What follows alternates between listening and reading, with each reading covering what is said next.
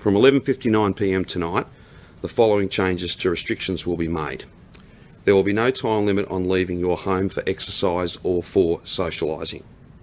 The travel distance from your home will move from 5 kilometres to 25 kilometres. Outdoor gatherings will increase to 10 people from 2 households.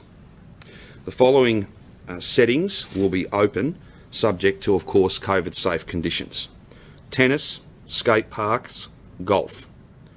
Hairdressers will be back open. Real estate auctions will occur with a maximum of 10 people, and commercial real estate inspections can occur. Outdoor pools can host 30 swimmers. Indoor pools can open up for one-on-one hydrotherapy with a health professional. The following will be allowed subject to conditions also: non-essential outdoor home maintenance, repairs, renovations, house painting can occur with a maximum of 5 workers. Solo or automated car washing and pool cleaning will be allowed. Mobile or home business pet grooming will be allowed. Outdoor photography will be allowed, and there will be a full return of allied health services. From 11:59 Sunday the 1st of November, the following changes will occur. The 4 reasons to leave home will be removed. A maximum of 2 people plus dependents once a day will be able to visit homes. Not a bubble, not an exclusive arrangement, but essentially one family, 2 adults and children, to your home once a day. No more often than that. Following will be open subject to conditions from midnight the 1st of November. Retail will open back up. Hospitality, a maximum of 20 people inside and 50 people outside, will reopen. Beauty and personal services will return. Contact sport for under 18-year-olds and non-contact for adults will recommence. A maximum of 20 people will be allowed for outdoor religious gatherings. A maximum of 10 people will be allowed at weddings, and a maximum of 20 mourners at funerals. Outdoor seated entertainment can host a maximum of 50 people, or 25% of the venue's fixed seat capacity. That is all Metro Melbourne today and in 2 weeks. I'm going to come back to the intervening weekend in just a moment. Now to move to regional Victoria, where numbers are lower, and regional Victorians, again, every regional Victorian, just like every Melburnian, but every regional Victorian can be proud that we've got the numbers low, we've opened up quite substantially, and we've kept those numbers low. And that should be a point of pride for every regional Victorian. And if you look at Kilmore, you look at Shepparton, the numbers of people who've come out and queued, some of them for hours, to get tested as part of our public health response to keep their family and every family safe, it is a deeply, deeply impressive thing. And I thank them sincerely. From 11:59 tonight, 2 people plus dependents are allowed into the home. So that arrangement I just spoke about for Melbourne in a couple of weeks, that comes on. The bubble is gone. You can have as many different families visit you, but they can only be 2 adults and dependents at a time per day. Other changes with conditions, of course. Hospitality venues can increase their capacity to 70 people outside and 40 people inside, 4 groups of 10 instead of 2 groups of 10. Outdoor religious gatherings will increase to 20 people. Indoor pools are open for 18 and under, a maximum of 20 swimmers, and one-on-one hydrotherapy with health professionals will also be allowed. Libraries, toy libraries, they'll open again, a maximum of 20 people. Households can visit a care facility rather than one person at a time. From 11:59 p.m. Sunday the 1st of November, non-contact indoor physical recreation for under 18-year-olds, for instance dance classes, will be allowed again with a maximum of 20 people. Non-contact indoor community sport for under 18-year-olds with limits on spectators, that will be allowed again also. Can I now just quickly go to fire and flood preparedness, and then I want to say a little bit about next weekend, so the weekend between now and the 1st of November. If you live in regional Victoria, you can travel, if you have a property in regional Victoria and you want to travel to that property and you're in metropolitan Melbourne, to make it ready for either flood or fire, the usual activity that goes on each October, November every year, there will be a process in consultation with your local council from Wednesday next week to go and do those important works. It will be upon the issuance by your council of a fire prevention notice that legally requires you to go and do that work. This is not an invitation to go and have a couple of days in regional Victoria and essentially move into regional Victoria without due reason. It is where you have a fire prevention notice. That letter of support from your council will also, there will also be very clear instructions from both the Chief Health Officer and from Victoria Police that the restrictions that apply, the rules that apply in Melbourne will travel with you when you go to your fire-prone second property, second residence, whatever it might be, to make the necessary, do the necessary work, whether that be around flood, because we do have, the Bureau is forecasting significant rainfall activity throughout the next couple of months, or to make your property as fire safe as possible. I don't propose to go through much more detail about that. We will push out all of that information so that people have got that detail well ahead of Wednesday. But this has been an issue that's been raised consistently. We've listened, we've got a framework around it, but I stress again, it is not an invitation for people who really don't have fire clean-up to do or flood preparedness to do, to use this as an opportunity to travel to regional Victoria. On that ring of steel and the border remains in place, and I have no changes to those arrangements. In fact, we are probably, well, it's fair to say we are strengthening that. There will be more checkpoints, more cars will be pulled over. We're able to take these steps in regional Victoria, like 40 people inside a pub, because it is a lower virus community than Melbourne. We have to, in Melbourne, we have to preciously guard that low virus status in regional Victoria, just as every regional Victorian does.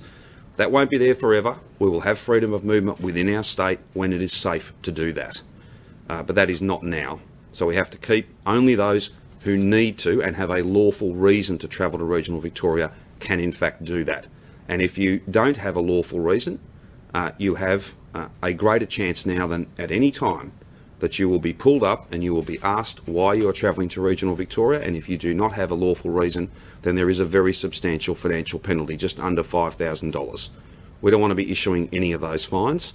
We want people in Melbourne to stay in Melbourne, follow the rules and get the numbers in Melbourne as low as they are in regional Victoria, and then we'll all be able to move freely around our state when it's safe and doesn't put at risk everything that we've been able to build as a community.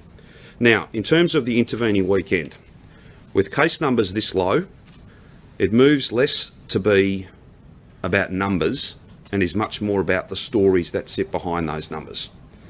Is it a mystery case? So do we know where you got it from? How quickly did you get tested? How many people did you come into contact with while you were infectious before you and we knew that you had this virus? How contained is it?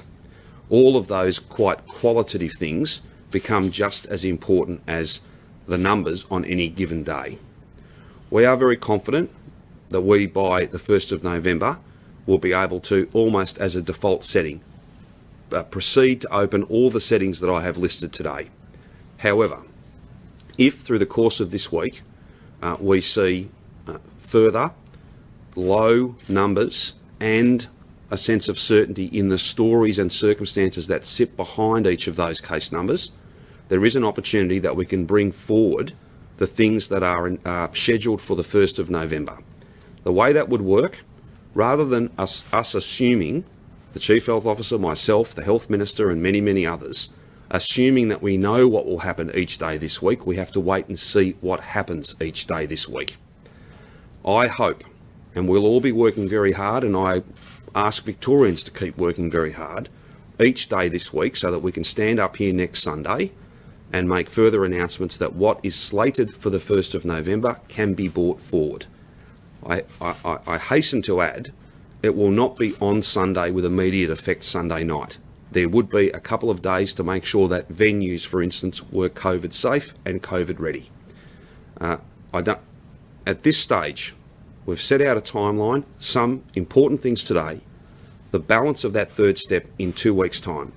but there is some optimism, a confidence even, that if things continue this week as they have the last 5 days, we may be able to bring that forward.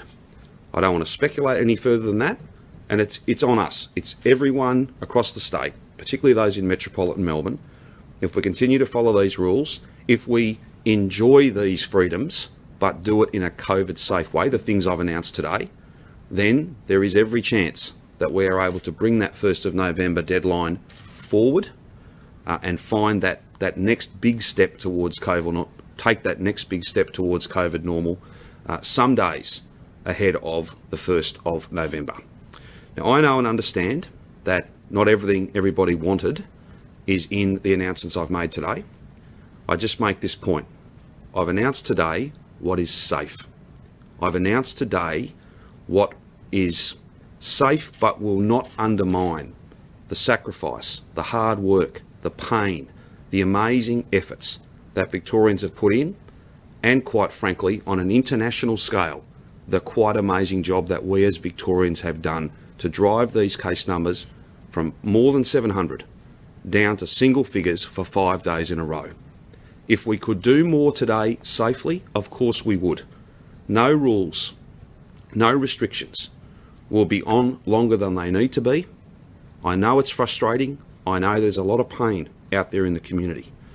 But we need to, as a community, focus, as a state, we need to focus on the fact that yes, we have stayed apart, but at the same time we have stuck together.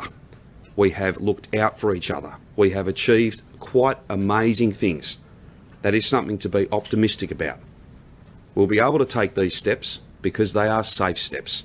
You cannot run, you cannot sprint to COVID normal. You've got to do this in a measured, steady and safe way. That's what I'm announcing today. For those who are pleased, well, I'm pleased for you. For those who aren't, please understand this. These are not easy decisions to make. There is a lot at stake. And if we do too much, too fast, then we'll be where none of us ever want to be again. Doing this again. Back where we were. There's been a lot of pain. Now's the time. Now's the time to take these steps and make sure that we draw a line under 2020. And as other parts of the world are going into a deadly winter with lockdowns and restrictions that are heartbreaking, we can find a COVID-safe summer.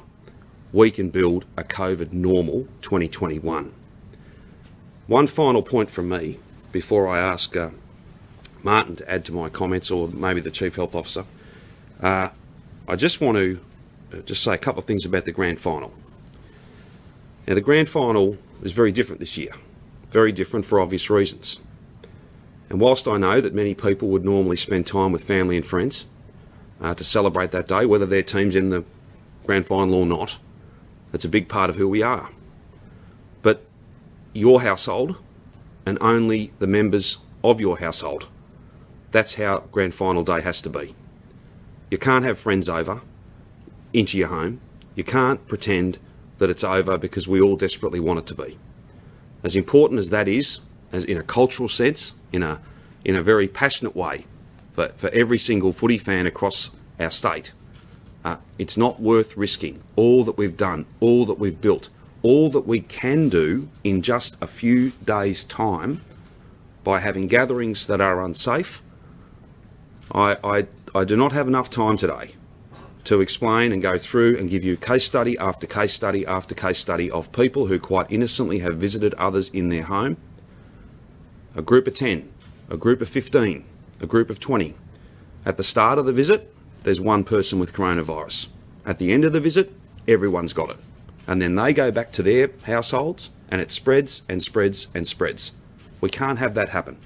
We cannot have that happen. I'm appealing to people, as significant as the day is, it's got to be different. It has got to be different. The teams that are in that grand final have had, well, arguably the most difficult season ever. They've followed the rules. They've been in quarantine. They've had all sorts of different restrictions placed on them, and we need to do the same. It's not an ordinary grand final in every sense. If we want to take some steps soon thereafter, and certainly a week after, then we just can't be having people coming around to your house and socialising as if this was an ordinary year. It is not. It is not.